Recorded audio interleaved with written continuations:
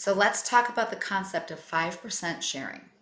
When I come to my forum or my FBA peer group, I'm supposed to come share my 5%.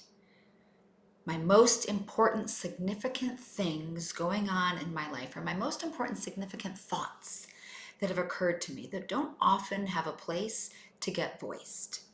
And so we used to talk about it in the way that we would say, I share my 5% best or my 5% worst, whatever that means for me in my life. And that's fine if you want to think about it that way, my 5% best and my 5% worst.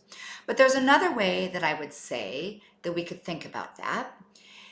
Because I don't know about you, but for me, some things in my life are kind of the best of times and the worst of times.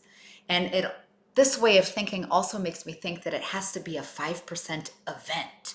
And sometimes people will say, well, I don't have any 5% events going on in my life. So maybe a different way to think about it is I have me in my life, and most of what I talk about with people is the 95%. It's what's going on. It's the what going on in my life. The story, it's data, it's details. And even if I might share like something that is not so well known, I still can kind of spin it. Oh yeah, we've got that lawsuit, but I'm sure it's going to be fine. And well, yeah, we've had some challenges this past year, but we're working our way out. And we still can kind of craft that narrative. And yet, at the same time that we're saying those words, there's something left inside of us that doesn't get voiced. And that's down at this person's core. It's at the center of my being, my own inner struggles, worries, challenges, fears, feelings, things that just don't come. So, yeah, I'm sure we're going to be fine. We're going to make it through this lawsuit. But what doesn't get voiced is, and I think it's really all my fault. If I knew what I was doing more, we could have avoided this whole mess. And I'm feeling incredibly guilty and ashamed. Or, and yet I have no idea how I'm going to pay our employees this quarter.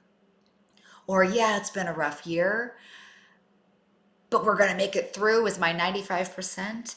But at my core is, and I don't like this business anymore, and I wish I was doing something else. And it doesn't have to be always so dark and deep and negative, right? But it's what remains unsaid, but it is our true inner truth. So typically, our 95% is what's going on in the visible world, right? What happened, who, where, what, when.